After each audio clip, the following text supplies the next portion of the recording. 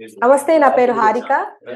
ఈరోజు హనుమాన్ టీమ్ మొత్తం వెళ్లి ప్రొడ్యూసర్ కౌన్సిల్‌లో కంప్లెయింట్ చేయడం జరిగింది. ఎందుకంటే ఆహ్, రి అగ్రీమెంట్ ఉన్నప్పటికీ అంటే థియేటర్‌లు ఇస్తామని చెప్పి అగ్రీమెంట్ ఉన్నప్పటికీ థియేటర్‌లు ఇవ్వకపోవడం మీద కంప్లెయింట్ చేయబోతున్నారు. దీని గురించి మనతో పాటు విశ్లేషించడానికి దాము బాలాజీ ఉన్నారు, సీనియర్ జర్నలిస్ట్. సార్ నమస్తే సార్. నమస్తే. సార్ చెప్పండి. హనుమాన్ టీమ్ ఈరోజు ప్రొడ్యూసర్ కౌన్సిల్‌లో కంప్లెయింట్ చేయబోతుంది. అంటే థియేటర్‌లు ఇస్తామని చెప్పి కూడా ఇవ్వలేరు అని అగ్రీమెంట్ ఉన్నప్పటికీ కూడా. దీని గురించి మీరేం చెప్పబోతున్నారు? హనుమాన్ సినిమాకి మొదటి నుంచి కూడా ప్రొడ్యూసర్ కౌన్సిల్స్ గానీ, తర్వాత 2 ఫిల్మ్ ఛాంబర్స్, ఇటు Telangana film chamber and Telugu film chamber, ముగ్గురు కూడా ముందు నుంచి కూడా హనుమాన్ సినిమాని సంక్రాంతి రిలీజ్ కాకుండా అడ్డుకోవడానికే ట్రై చేశారు. వాళ్ళు వీళ్ళని ఆపేయమని చెప్పారు. కానీ హనుమాన్ సినిమా ప్రొడ్యూసర్ గానీ, ఇటు డైరెక్టర్ గానీ ఒప్పుకోలేదు దానికి. ఎందుకంటే మాది పాన్ ఇండియా సినిమా, మాకు నార్త్ ఇండియాలో చాలా ఇంపార్టెంట్ సినిమా రిలీజ్, ఫ్రైడేనే రిలీజ్ అవ్వాలి. కాబట్టి మేము తప్పుకునే ప్రసక్తి లేదని వాళ్ళు స్ట్రాంగ్ గా చెప్పారు. దానివల్ల ఇంకా విధి లేక వాళ్ళు ఒప్పుకున్నారు.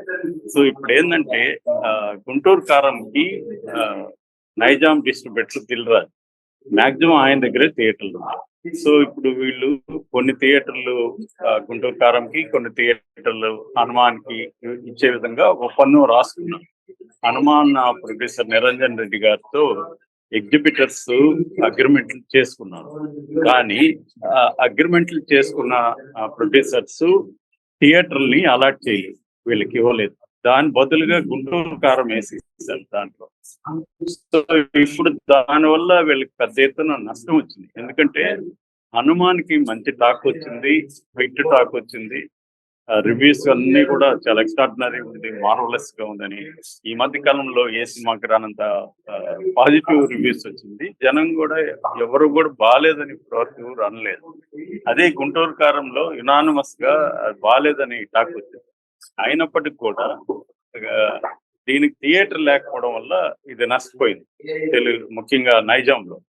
సో దానికోసం వీళ్ళు ఏం చేశారంటే ప్రొడ్యూసర్ కౌన్సిల్లో కంప్లైంట్ చేశారు. సో ప్రొడ్యూసర్ కౌన్సిల్ ఒక నోటు రిలీజ్ చేసింది అనమాట. ఇది కరెక్ట్ కాదు, మీరు థియేటర్స్ కానీ ఇప్పుడు ఇవ్వకపోతే వీళ్ళకి వచ్చిన నష్టాన్ని మీరే భరించాల్సి ఉంటది అని చెప్పింది.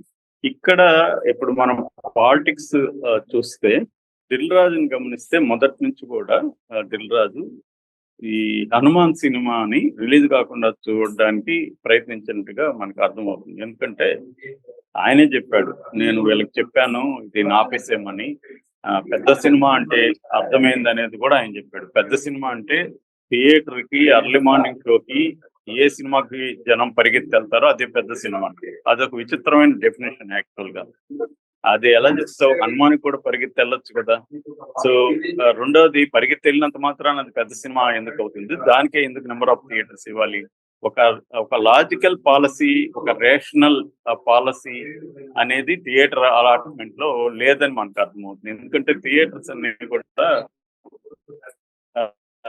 కొంతమంది చేతుల్లోనే ఉన్నాయి. దానివల్ల పాజిటివ్ నెగిటివ్ 2 ఆస్పెక్ట్లు నేను మొన్న వీడియోలో చెప్పాను. పాజిటివ్ ఏంటంటే దిల్ రాజు లాంటి వాళ్ళు లేకపోతే చాలా సింగిల్ థియేటర్స్ క్లోజ్ అయింది. ఒకప్పుడు మన 2 తెలుగు రాష్ట్రాల్లో థియేటర్లు 3000 ఉంటే ఇవాళ 1800 ఉన్నాయి.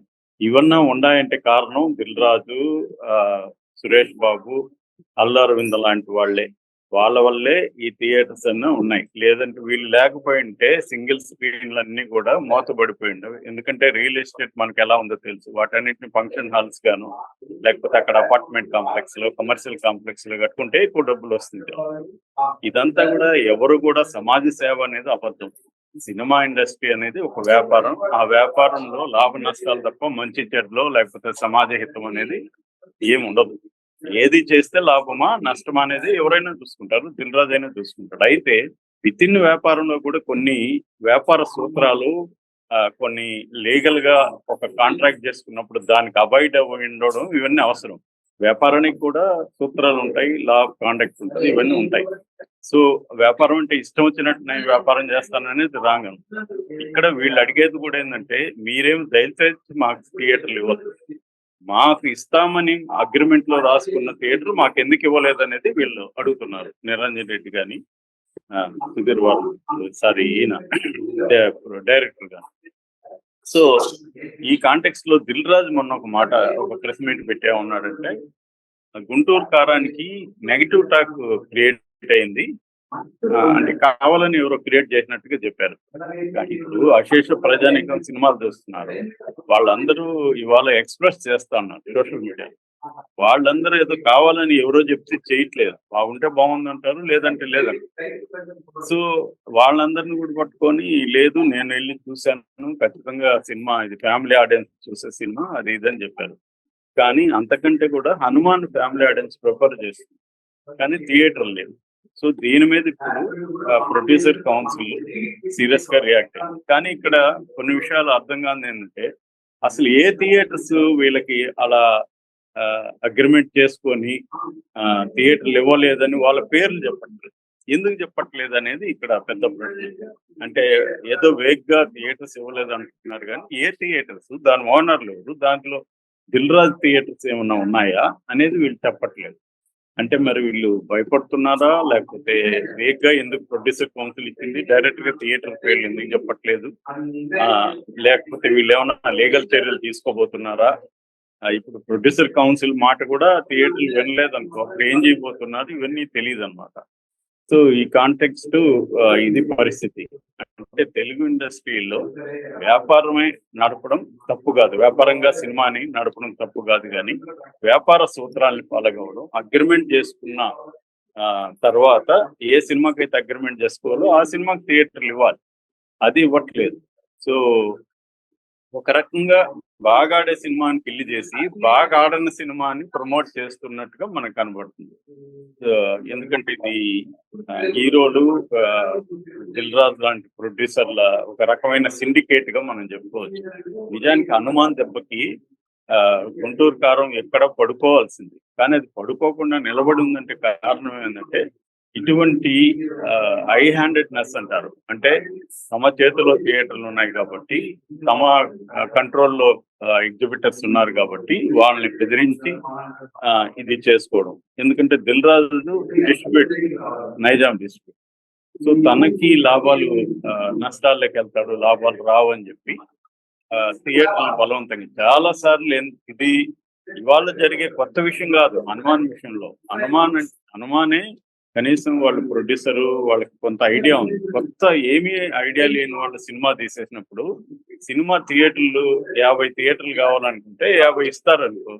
తీరా చూస్తే ఏ 5-6 థియేటర్లు కూడా రిలీజ్ కాని సందర్భాలు ఉన్నాయి. ఏమయ్యా మీరు ఇస్తామని అగ్రిమెంట్లు చేసుకున్నారు, మేము అడ్వాన్స్ ఇచ్చామంటే కూడా మేమేం చేస్తారు సార్, మాకు దిల్ రాజు నుంచి ఫోన్ వచ్చింది, లేకపోతే సురేష్ బాబు నుంచి వచ్చింది అని థియేటర్లు వాళ్ళు చాలా మంది కొత్త ప్రొడ్యూసర్లకి ఇదే చెప్తారు.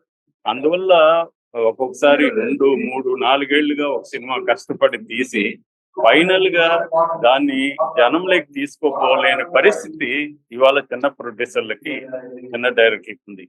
పెద్ద సినిమాలు రావద్దని ఎవరు చెప్పరు, కానీ దీన్ని ఎలా పరిష్కరించాలి అనే దానికి ఒక రేషనల్ పాలసీ అనేది, పర్మనెంట్ పాలసీ అనేది ఉండాలి. అది లేకుండా ఎప్పటికప్పుడు ఎవడు బలవంతుడైతే వాడి వ్యాపారమే జరగాలి, బలహీనుడు వ్యాపారం జరగకూడదు అన్న ఒక పద్ధతుల్లో సినిమా ఇండస్ట్రీ.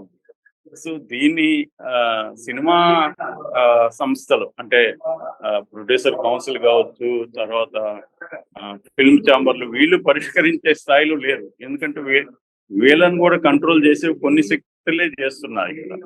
సో అందుకని వీళ్ళు చిన్న ప్రొడ్యూసర్లు ఐక్యమైనా కూడా ఇది చేయట్లేదు. ఇది రిపీటింగ్ ప్రాబ్లం, ఇదేమీ కొత్తది కాదు.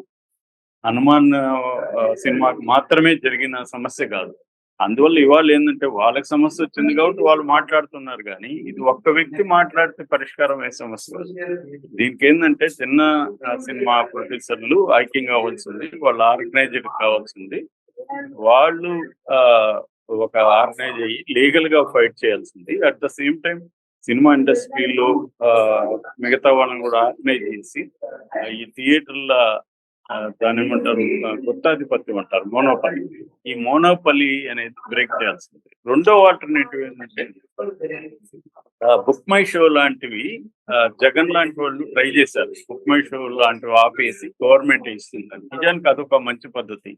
అప్పుడు ఏమవుతుందంటే చిన్న సినిమాలకు కూడా గవర్నమెంట్ కొన్ని టికెట్లు కేటాయించాల్సిన పరిస్థితి ఏర్పడుతుంది. ఇప్పుడు చూస్తే మీరు హనుమాన్ షోకి థియేటర్లే లేవు, టికెట్లే లేవు. హనుమాన్ షో బుక్ మై షోలో చూసుకుంటే, అంటే ఎవరైనా ఇప్పుడు నేను సినిమా చూడాలనుకుంటాను, నాకు థియేటర్లో సినిమా దొరకదు. అప్పుడు ఏం చేస్తాను నేను, ఏదో ఒకటి ఈ గుంటూరు కారానికి వెళ్ళిపోదాంలే అనుకుని వెళ్ళిపోతాను.